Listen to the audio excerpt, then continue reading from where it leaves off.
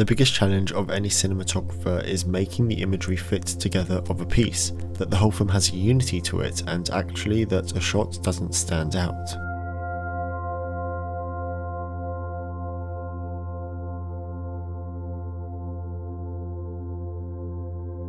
So Roger Deakins is often regarded as one of the best cinematographers of all time, and after looking at the cinematography of No Country for Old Men, I thought there was no better place to continue than his first Academy nomination, The Shawshank Redemption.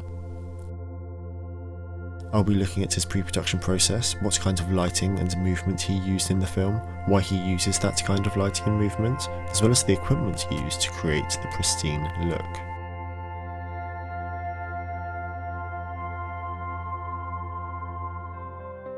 I'll quickly go over how this film came to be, as it's a bit of an interesting story. Frank Darabont, the film's director, first made a Stephen King film in 1983. It was a short film adaptation of The Woman in the Room that he bought for just $1 under the dollar deal arrangement that Stephen King has set up to help new filmmakers. Later in 1987, Darabont bought the rights to adapt Rita Hayworth and Shawshank Redemption for $5,000, which King never cashed, and later framed it and returned it to Darabont just in case he needed bail money. Deakins wanted the cinematography to immediately set the tone for Andy Dufresne's feeling of despair and isolation, with the prison being full of morose colours and foreboding shades of grey. They eventually chose a prison in Ohio, one that was scheduled to be demolished due to it being deemed inhumane, but the century-old Gothic-looking prison was perfect for the film. In films now, people are seduced by images, but those images are not necessarily right for a story. Something can look ugly and still be interesting.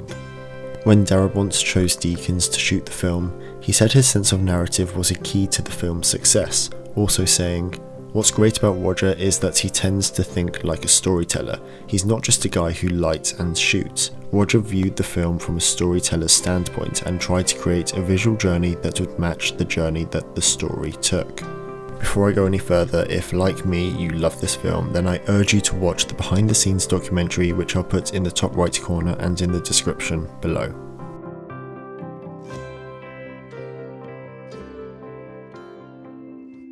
I firstly want to look at the lighting, since it's the key to what makes this film look so incredible.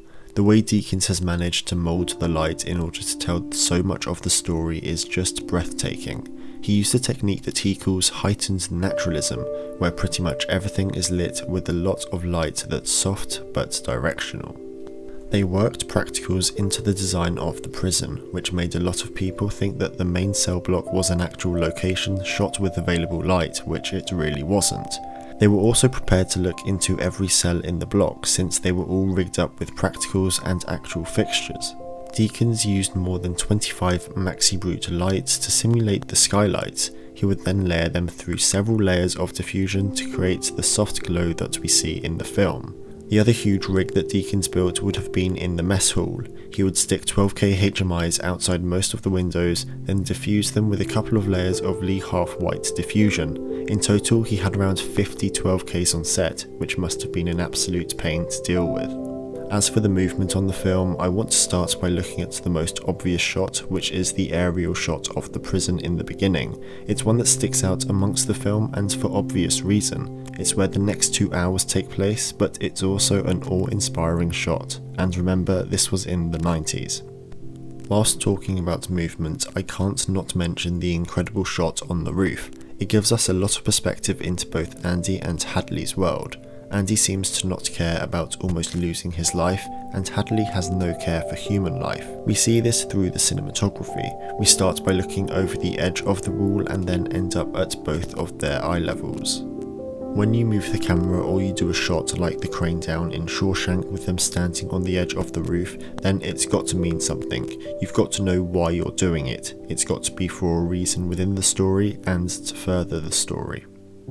In a sense that, you don't want to have big ostentatious camera moves and stuff. It's much more what's happening within the frame. It's a more subtle thing than that, really, I think, anyway. But whether that comes out in the result, I don't know. But that's where I kind of come from, in a way. Sure. I think there's times to move the camera, there's times to follow a character, and there's times to stay back and allow that character to observe that, the audience to observe that character within the space.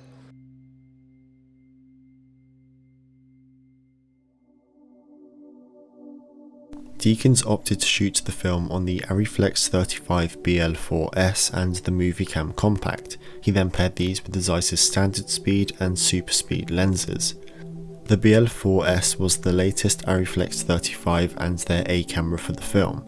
It had a quiet operating noise and was able to be operated fully handheld due to its compact size. The Moviecam Compact was one of the most popular 35mm cameras due to its intuitive design and high reliability, and it was mainly used as a B camera and for the Steadicam.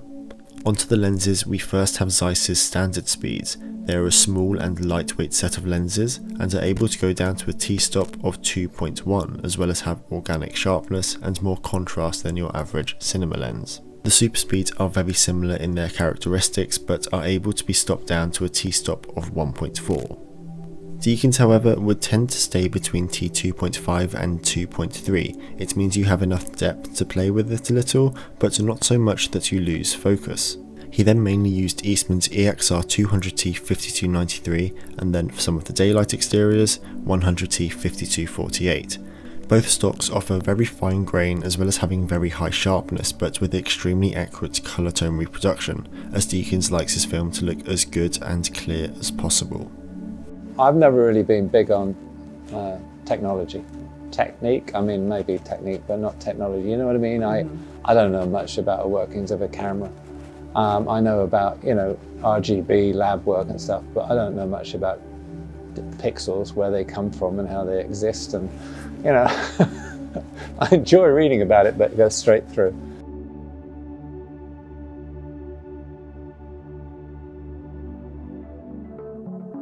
Ultimately, The Shawshank Redemption is one of the most raw yet beautiful films ever made.